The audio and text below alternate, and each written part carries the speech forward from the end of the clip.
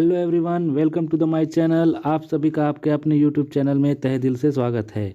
तो इस वीडियो में हम लोग कवर करने वाले हैं डीएवी क्लास 6 के चैप्टर 15 पेरीमीटर एरिया का वर्कशीट 1। तो चलिए वीडियो को शुरू करते हैं। वीडियो को शुरू करने से पहले आप सभी से बस यही अनुरोध है कि अगर आप लोग मेरे चैनल में नए हैं तो प्लीज़ मेरे चैनल को सब्सक्राइब करें एवं वीडियो को लाइक करें। क्वेश्चन नंबर वन जो है वो क्या कह रहा है, a field is in the shape of a rectangle whose length is 130 metre and breadth is 95 metre respectively. कह रहा है एक फील्ड है जो रेक्टेंगल के शेप में है और जिसका लेंथ 130 मीटर है और जिसका ब्रेथ 95 मीटर है। कह रहा है find the cost of fencing the field at ₹20 पर मीटर। कह रहा है इस फील्ड का फेंसिंग का कॉस्ट क्या होगा अगर 1 मीटर का फेंसिंग का जो कॉस्ट है वो ₹20 पर मीटर है। तो चलिए इसको सॉल्व करते हैं। तो इसमें क्या क्या चीज़ें दिया हुआ है। पहला तो मेरे को लेंथ मालूम है, क्या है लेंथ 130 मीटर। तो यहाँ पर लिख लेते हैं लेंथ इक्वल टू 130 मीटर। उसके बाद मेरे को ब्रेथ भी दिया हुआ है। ब्रेथ क्या दिया हुआ है, ब्रेथ दिया हुआ है हमारा 95 मीटर। अब हमको इसका फेंसिंग का कॉस्ट निकालना है और जो ये फील्ड है वो रेक्टेंगल के शेप में है। तो यहाँ पर हम लोग पेरीमीटर निकालेंगे। पेरीमीटर ऑफ रेक्टेंगल क्या होगा, तो पेरीमीटर ऑफ रेक्टेंगल जो होता है वो होता है 2 इंटू एल प्लस बी। तो 2 इंटू एल प्लस बी। अब यहाँ हम लोग पेरीमीटर ही क्यों निकालेंगे, एरिया क्यों नहीं निकालेंगे, क्योंकि यहाँ पर जो फेंसिंग करना है वो इसके वॉल को करना है, ठीक है ना, या इसके चारों ओर फेंसिंग करना है हमको, ठीक है, साइड वॉल को। और जो यहाँ पर कोस्ट निकालने बोला है वो दिया है 20 पर मीटर। यहाँ 20 पर स्क्वायर मीटर होता तो हम लोग एरिया निकालते, लेकिन यहाँ पर मीटर है, मतलब कि इससे भी हमको समझ में आ रहा है कि हमको पेरीमीटर निकालना है। तो पेरीमीटर ऑफ रेक्टेंगल निकाल लेते हैं। तो पेरीमीटर ऑफ रेक्टेंगल क्या हो जाएगा, 2 इंटू एल प्लस बी। तो 2 है, लेंथ हमारा कितना दिया हुआ है 130, ब्रेथ कितना है 95। अब ये 2, अब ये दोनों को जोड़ लेते हैं। तो 5 0 5 9 3 12 का 2 हाथ में लगा 1। उसके बाद ये 1 और 1 कैरी किया तो यहाँ हो गया 2। तो ये हो गया 2 इंटू 225। तो अब 2 से इसको मल्टीप्लाई कर लेते हैं। तो 2 5 जा 10 का 0 हाथ में लगा 1, 2 2 जा 4 और 1 5 और 2 2 जा 4। तो इसका जो आया वो आया 450 मीटर। तो इसका जो पेरीमीटर आया वो 450 मीटर आया। अब हमको इसमें कॉस्ट निकालना है और कॉस्ट कितने रुपए के हिसाब से निकालना है, तो देखिए यहाँ पर क्वेश्चन क्या है, 20 पर मीटर के हिसाब से निकालना है। तो यहाँ पर कॉस्ट ऑफ फेंसिंग लिखेंगे हम लोग। कॉस्ट ऑफ फेंसिंग हो जाएगा एट ₹20 पर मीटर। तो 20 पर मीटर के हिसाब से निकालना है तो क्या करेंगे, 20 को मल्टीप्लाई कर देंगे टोटल पेरीमीटर से। तो 20 मल्टीप्लाई हो जाएगा 450। तो 2 को 0 से किया 0, 2 को 5 से किया 10 का 0 हाथ में लगा 1, 2 को 4 से किया 8 और 1 9। तो 9 और एक 0 यहाँ पर हम लोग का जो बचा था ये 9। तो कॉस्ट ऑफ फेंसिंग जो इसका आया वो क्या आया, ₹9000। तो यहाँ पर जो ₹9000 है वो इस पेरीमीटर फील्ड का रेक्टेंगल फील्ड का एरिया है, सॉरी रुपीज हो जाएगा। ₹9000 इसका आंसर। अब बढ़ते हैं क्वेश्चन नंबर 2 की ओर। क्वेश्चन नंबर 2 में देखते हैं कि क्या कह रहा है। तो देखिए क्वेश्चन नंबर 2 को पहले पढ़ते हैं। तो क्या कह रहा है, Akshay goes 3 times around a rectangular field. कह रहा है अक्षय जो है एक रेक्टेंगुलर फील्ड है, उसके 3 टाइम मतलब जाता है, ठीक है, 3 बार मतलब कि जाता है, जिसका कि लेंथ दिया हुआ है हमको, क्या लेंथ है हमारा 25 मीटर और जो ब्रेथ है हमारा वो है 19 मीटर। फील्ड कैसा है, रेक्टेंगुलर है, मतलब कि हम लोग को यहाँ पर पेरीमीटर ऑफ रेक्टेंगल निकालना होगा। पेरीमीटर ऑफ रेक्टेंगल ही क्यों, एरिया ऑफ रेक्टेंगल क्यों नहीं, क्योंकि यहाँ पर हमको डिस्टेंस पूछ रहा है जितना कि अक्षय कवर करता है। तो डिस्टेंस निकालने के लिए हमको पेरीमीटर निकालना होगा। तो पेरीमीटर ऑफ रेक्टेंगल निकालते हैं।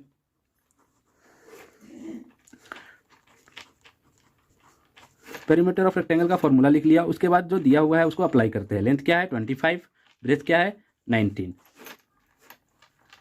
अब यहाँ 25 और 19 को ऐड करेंगे तो 5 और 9 14 का 4, 2 1 3 और 1 हासिल 4। तो ये हो गया 88 मीटर।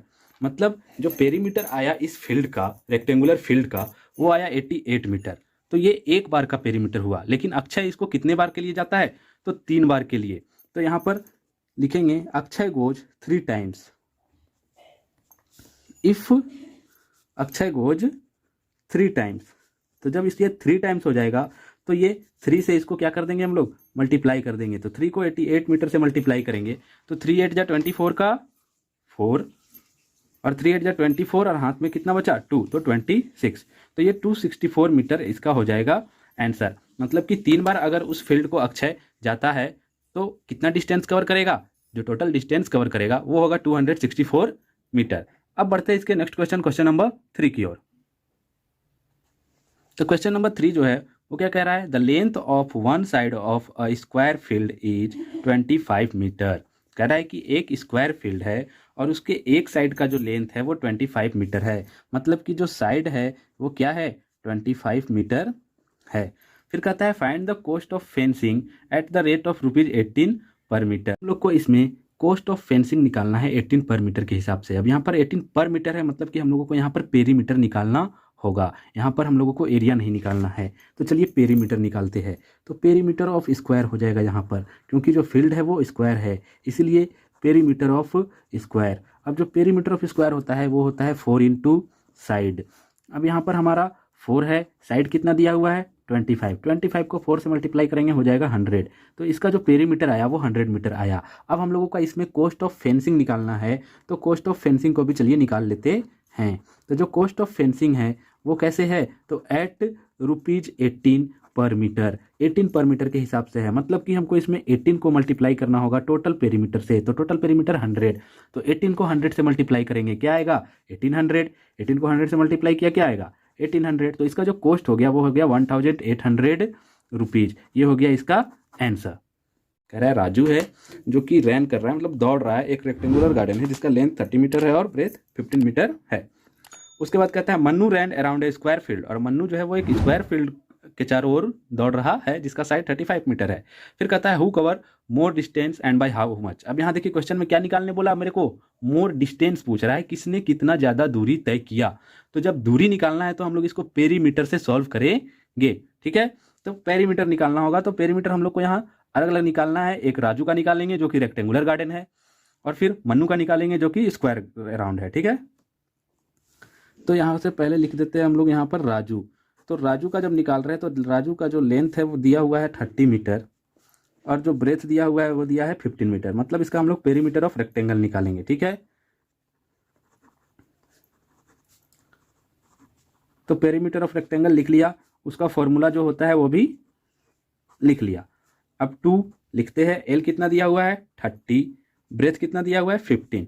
अब ये 30 और 15 को ऐड करेंगे तो 30 और 15 को ऐड करने से कितना आएगा हमारा 45, और इधर था 2, तो 2 मल्टीप्लाई 45 क्या हो जाएगा 90 मीटर, ठीक है। तो यहाँ पर जो राजू ने डिस्टेंस कवर किया वो 90 मीटर कवर किया। अब मेरे को मन्नू का भी निकालना है।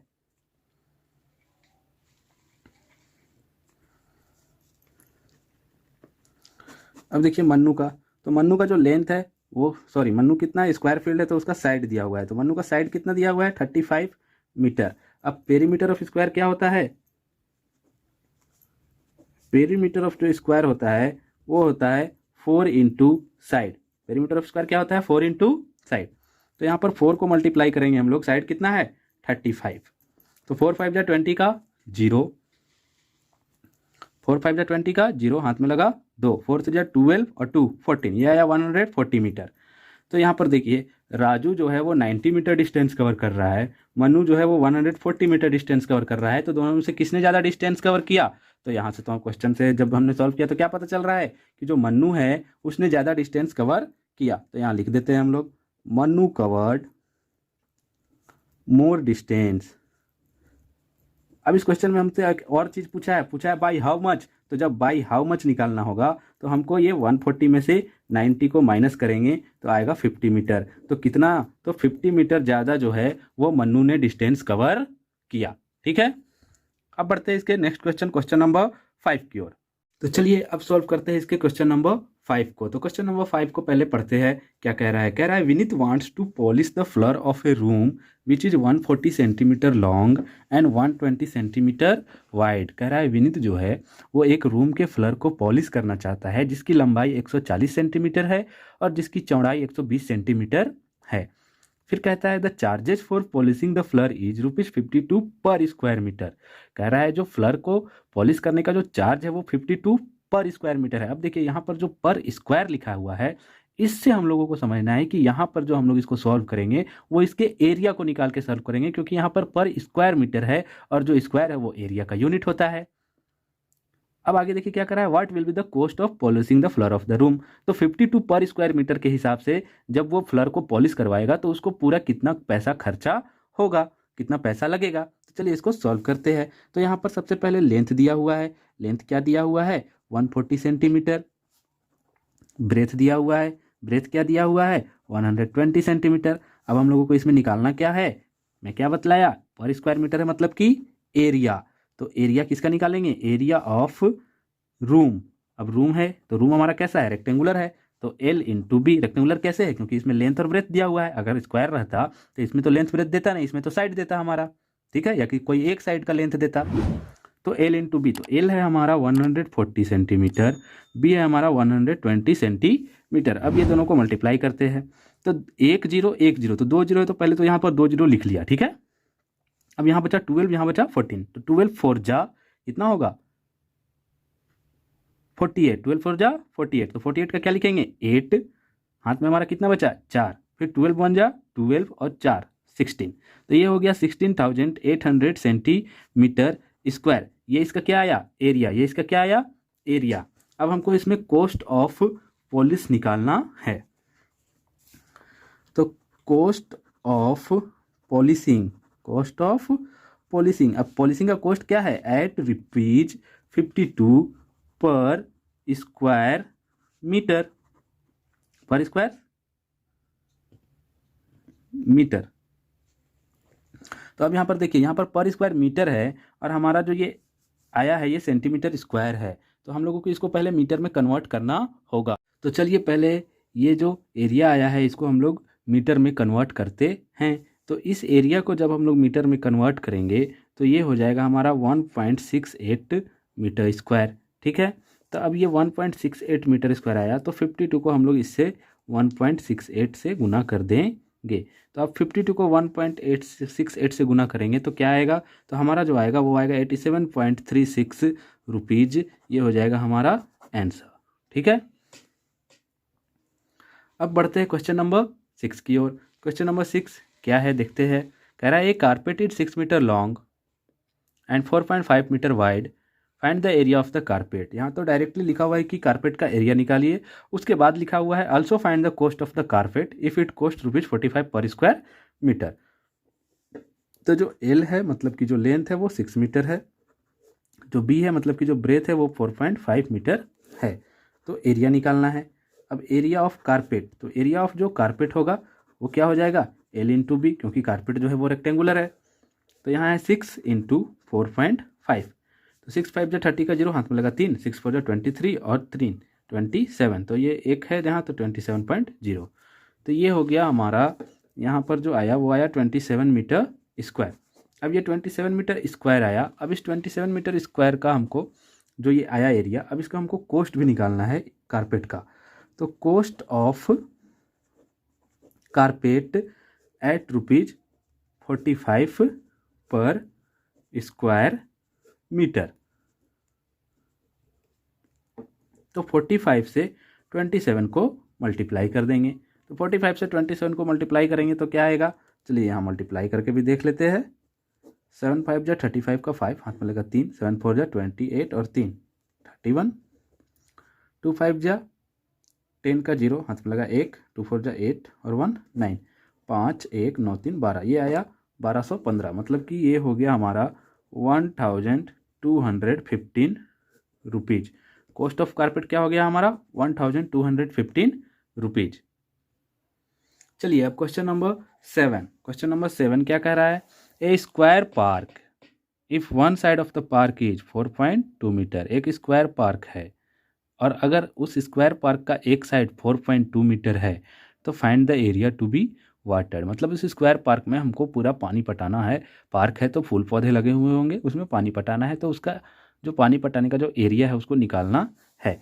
तो पार्क कैसा है स्क्वायर है, उसका साइड हमारा दिया हुआ है 4.2 मीटर, तो हम इसका एरिया ऑफ पार्क निकालेंगे। तो जो एरिया ऑफ पार्क निकलेगा वो क्या निकलेगा, साइड स्क्वायर। साइड स्क्वायर क्यों, क्योंकि यहाँ पर एरिया ऑफ स्क्वायर निकलेगा, क्योंकि स्क्वायर हमारा पार्क है, ठीक है। अब यहाँ 4.2 का स्क्वायर करना है, मतलब कि 4.2 को 4.2 से मल्टीप्लाई करना है। अब 4.2 को 4.2 से मल्टीप्लाई करेंगे तो क्या आएगा यहाँ पर, चलिए हम लोग इसको मल्टीप्लाई करके देख लेते हैं। 2 2 जा 4, 2 4 जा 8, 4 2 जा 8, 4 4 जा 16। तो ये हुआ 4, 8 8 16 का 6 हाथ में लगा 1, 6 और 1 7, ये 7। अब यहाँ पर 1 और 1 2, तो 1 और 1 2 यहाँ हो गया, ठीक है। तो ये हो गया 17.64 मीटर स्क्वायर आंसर। मतलब कि हमको जो एरिया होगा पानी पटाने का, एरिया टू बी वाटर्ड होगा, वो 17.64 मीटर स्क्वायर होगा। अब बढ़ते हैं इसके क्वेश्चन नंबर 8 की ओर, जो कि हमारा वर्कशीट 1 का क्वेश्चन लास्ट भी है, लास्ट क्वेश्चन है। तो इस क्वेश्चन नंबर 8 को हम लोग अभी सॉल्व करते हैं। अब जो क्वेश्चन नंबर 8 है वो कह रहा है विच प्लेग्राउंड हैज बिगर एरिया। कह रहा है कौन से प्लेग्राउंड का एरिया बिगर होगा। तो पहला जो प्लेग्राउंड है उसका जो लेंथ है वो है 50 मीटर और जो ब्रेथ है वो है 40 मीटर। उसी तरह जो दूसरा प्लेग्राउंड है उसका जो लेंथ है वो है 75 मीटर और जो ब्रेथ है वो है 20 मीटर। तो इसमें हम लोग को एक एक करके पहले निकालना होगा दोनों प्लेग्राउंड का एरिया, ठीक है। उसके बाद जिसका ज़्यादा होगा वो बड़ा प्लेग्राउंड हो जाएगा। तो चलिए हम लोग पहले निकाल लेते हैं एरिया ऑफ फर्स्ट प्लेग्राउंड। तो जो एरिया ऑफ फर्स्ट प्लेग्राउंड है उसका लंबाई कितना हुआ है, लेंथ इंटू ब्रेथ हो जाएगा, ठीक है। एरिया ऑफ रेक्टेंगल का फॉर्मूला लेंथ इंटू ब्रेथ होता है। तो इसका जो लंबाई है वो है 50 मीटर और जो चौड़ाई है वो है 40 मीटर। इसको गुना करेंगे 5 4 जा हो जाएगा 20 और 1 0 यहाँ का 1 0 यहाँ का, तो ये हो जाएगा 2000 मीटर स्क्वायर इसका एरिया फर्स्ट प्लेग्राउंड का। अब इसी तरह एरिया ऑफ हम लोग सेकेंड प्लेग्राउंड निकाल लेंगे। तो एरिया ऑफ सेकेंड प्लेग्राउंड ये भी L इंटू बी हो जाएगा। इसका L दिया हुआ है हमारा को 75 मीटर, B दिया हुआ है 25 मीटर। तो 75 को 2 से मल्टीप्लाई करेंगे तो 150 होगा और 1 0 है तो यहाँ पर 20 में 1 0 है तो 1 0, तो ये हो गया 1500 मीटर स्क्वायर। अब देख लीजिए यहाँ पर इस जो सेकेंड प्लेग्राउंड का जो एरिया है वो 1500 मीटर स्क्वायर है और जो फर्स्ट प्लेग्राउंड का एरिया है वो 2000 मीटर स्क्वायर है। तो दोनों में से किसका एरिया बड़ा है, तो पहला प्लेग्राउंड का बड़ा है। तो लिख देंगे area of first playground has bigger area. Area of first playground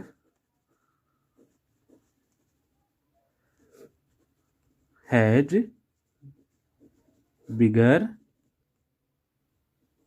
area, ये हो जाएगा हमारा आंसर, ठीक है।